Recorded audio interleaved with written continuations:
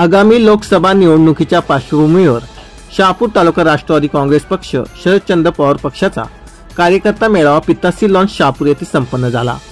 माजी आमदार पांडुरंग बरोरा व शहापूर कार्यकारिणी यांच्या पुढाकाराने हा मेळावा संपन्न झाला। या मेळाव्यात भिवंडी लोकसभेचे महाविकास आघाडीचे उमेदवार बाळ्यामामा म्हात्रे यांना विजयी करण्याचे आवाहन उपस्थित मान्यवरांनी केले।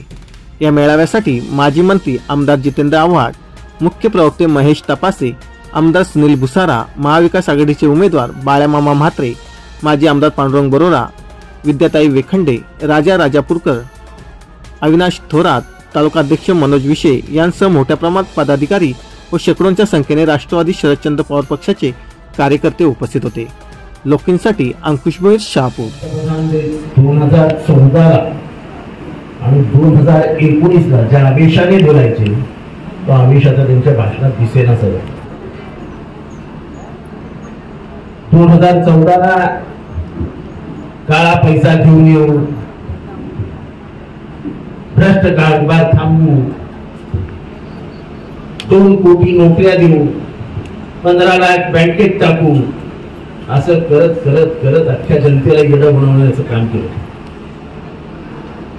नंतर मग 2019ला त्याच रिपिटेशन झालं की थोडा वेळ द्या। त्याचा थोडा वेळ काय असतो यार, मला 5 पर्यंत मला सांगितलं। त्याने नोटबंदी केली तेव्हा ते जनतेसमोर रडले, 50 दिन दो काय झालं, 50 दिवस काय नाही, लोक भिकेला लागले। पूर्वी अर्थव्यवस्था कोलमडून पडली, सावरता सावरता अजूनही येत नाही अर्थव्यवस्था।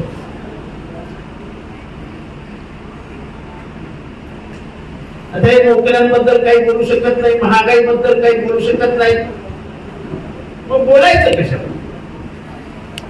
गेल्या 2 दिवसाची त्यांची सगळी भाषणं ऐका, ते बोलतात शाकाहारी विरुद्ध मांसाहारी। काय लोकसभेपेक्षा अरे मी माझ्या घरात बोकड खाईन, नंतर कोंबडी खाईन, तुझ्या बाबाचं काय राहतंय? आणि मला सांगा बरं तुमच्यात किती मांसाहारी आहेत? बहुतेक सगळ्यांनी हात उंच करा। मांसाहारी शेतकरी हात उंचा, टीव्हीवाल्यांनी पण दाखवा, टीव्हीवाल्यांनी दाखवा करा, हात वरती करा जे काही मांसाहारी आहेत ते। आता ह्याच्यातले 90% मांसाहारी आहेत। आता या 90% मांसाहारीने काय खायचं? आळूचं फतफत आणि थोडी का बटाट्याची भाजी आणि भाकरी काय खाणार? आमचं 5000 वर्षापासून आमची सांस्कृतिक परंपरा आहे, आम्ही मांस खाऊनच मोठी झालेले बहुजन आहोत। अचानक तुम्ही आम्हाला सांगाल भात, वरण, तूप आणि मेथकूट, कसं जमेल? काय बोलतात तेच कळत नाही मला। झालं असं आपल्या सहित मला देखील त्या ठिकाणी वाटत नाही की 2-3 काही गोष्टींना त्या ठिकाणी वाचा करून थांबणार आहे। संपूर्ण देशामध्ये भारतीय जनता पार्टीने काय हायदोस मांडलाय हे आपण सगळ्या उघड्या डोळ्याने बघतो आहोत। परंतु या भागातील सर्वसामान्य गोरगरीब माणसाला जेव्हा आपलं सरकार होतं उद्धव साहेबांचं, त्या काळामध्ये महाआघाडी सरकारच्या काळामध्ये आपण त्यावेळी भाताला भाव दिला होता 2700 रुपये। आज सरकार बदललं, छोटं उदाहरण आहे। आपण इथे प्रामुख्याने भात शेती करणारे शेतकरी आहोत, आपला मूळ संबंध त्याच्याशी येतो। 370 कलम, राम मंदिर, चंद्रावर यान पाठवलं, याचा आपला संबंध येतो का? राम आपल्या मनामध्ये आहे, परंतु या सामान्य माणसाच्या ताटामध्ये भाकरी येते, जे जेवण सकाळ संध्याकाळ संपूर्ण जगाला लागतं, तो देणारा कास्तकार म्हणजे आपला शेतकरी आहे। आणि आपलं सरकार असताना आपण त्या काळामध्ये 15,000 रुपये हेक्टरी आपण आपल्या सरकारने बोनस दिला होता, या सरकारने 20 दिला, पण ती लोकांची दिशाभूल आहे।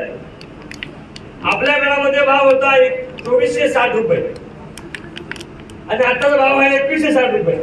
कितीचा फरक आहे? 300 रुपयाचा. आणि 20,000 रुपये हेक्टरी ज्यांनी आता जो दिलाय तो आपल्याला प्रति क्विंटलला फक्त 300 रुपये पडतो. 300 रुपये पडतो. हे मी का सांगतोय? कारण मी त्या आदिवासी विकास महामंडळ संचालक आहे आणि त्याच्या ज्या काही खुबी आहेत, सरकार बदलल्यानंतर कसा परिणाम होतो आणि कसं जनतेला लुबाडलं जातं हे मला आपल्याला सांगण्याचा प्रयत्न. आपले सर्वांचे लाडके बाळ्या मामा म्हात्रे उर्फ सुरेश म्हात्रे हे आपले महाविकास आघाडीचे उमेदवार असते. मला सर्वात प्रथम एक गोष्ट सांगायची आहे. भारतीय जनता पार्टीने जी पहिली यादी घोषित केली आणि त्या घोषित केलेल्या पहिल्या यादीमध्ये 2 नावं होती. त्या दोन्ही नावांचा पराभव होणार हे सर्वात पहिले मी आपल्याला सांगतो. त्यात एक नाव होतं सातारा सोलापूरच्या माढा मतदारसंघाचं रणजित निंबाळकरांचं. दुसरं नाव होतं आपल्या भिवंडी लोकसभेचे खासदार आणि केंद्रीय मंत्री कपिल पाटील साहेबांचं.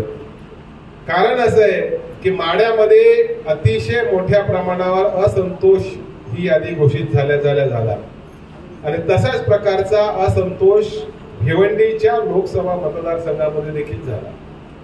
आणि म्हणून जेव्हा आपल्या उमेदवाराची आपण घोषणा केली तेव्हा सर्वीकडे विद्यार्थी एकच चर्चा झाली की खऱ्या अर्थाने ह्या लोकसभा मतदारसंघामध्ये जर कोण परिवर्तन घडू शकत असेल तर ते राष्ट्रवादी काँग्रेस पक्षाचे बाळाचे मतदारसंघाचं नेतृत्व करण्याची मला संधी द्या अशा प्रकारची अपेक्षा व्यक्त करतोय.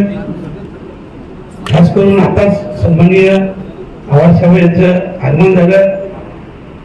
आज पहिल्यांदाच भिवंडी लोकसभा आदरणीय शरदचंद्रजी पवार साहेब यांनी मागितल्यावर व्यक्त केलेला आहे.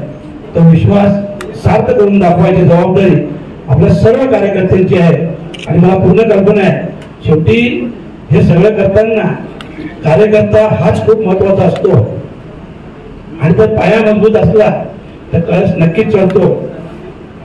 मी खास करून एवढंच बोलेन की भिवंडी लोकसभेतील आणि शहापूरमध्ये खूप मोठ्या समस्या आहेत. एकाही समस्येचं निराकरण निष्क्रिय खासदारांनी केलेलं नाही. फक्त ते बोलतात की 35,000 करोड मी आणले. मी त्यांना आवाहन केलं. आज जो आमचा शहापूरचा पाण्याचा प्रश्न आहे 10 वर्षात एक देखील टँकर कमी झाला नाही आणि अशा परिस्थितीत जर 1,000 करोड जरी आमच्या शहापूरसाठी दिले असते तर संपूर्ण शहापुरात पाण्याचा प्रश्न घेतला असता. निवडणूक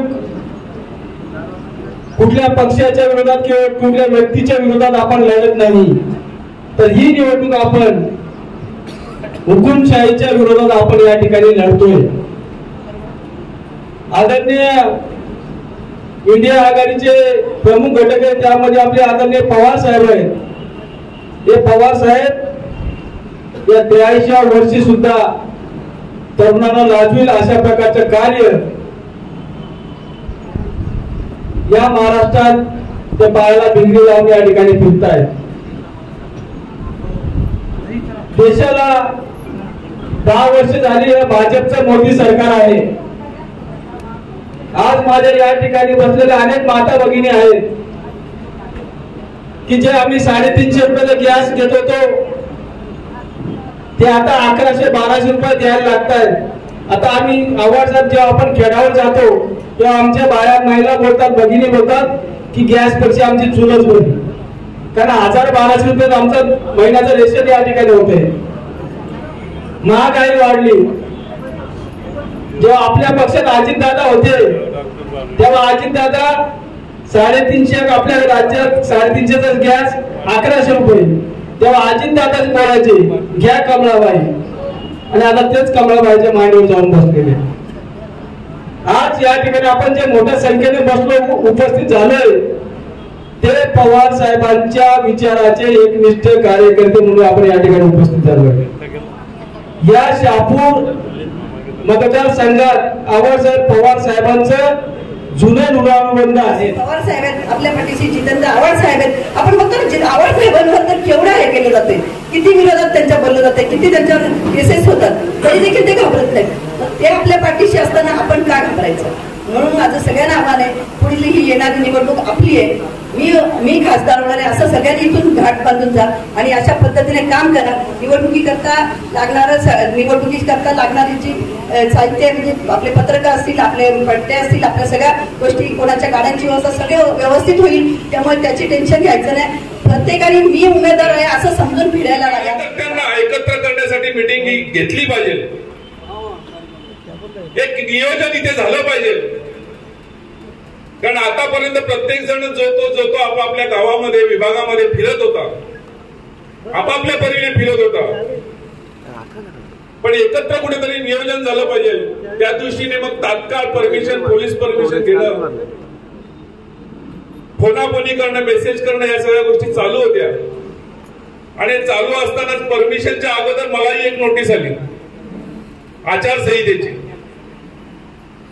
की प्रक्षोभक बोलू नका, प्रक्षोभक काय झालं नाही पाहिजे, अशा पद्धतीची ती नोटीस होती. असो, नोटिसा येत राहतील. पण मला त्यांना सांगावं असं वाटतं की जे व्हॉट्सअपचे ग्रुप जे चालत आहेत,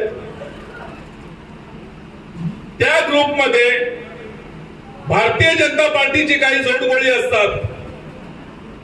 त्यांची वक्तव्य यांना दिसत नाहीयेत का? निवडणूक आयोगाला दिसत नाहीयेत का?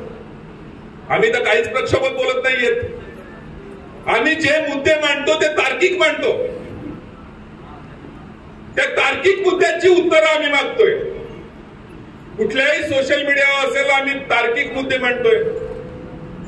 आता जनतेची भावना झालेली आहे, आपकी बार, 400 पार नाही तर कडी पार, ही सर्वसामान्य जनतेची भावना झालेली आहे. आणि ती भावना घेऊन आम्ही पुढे चाललेलो आहे.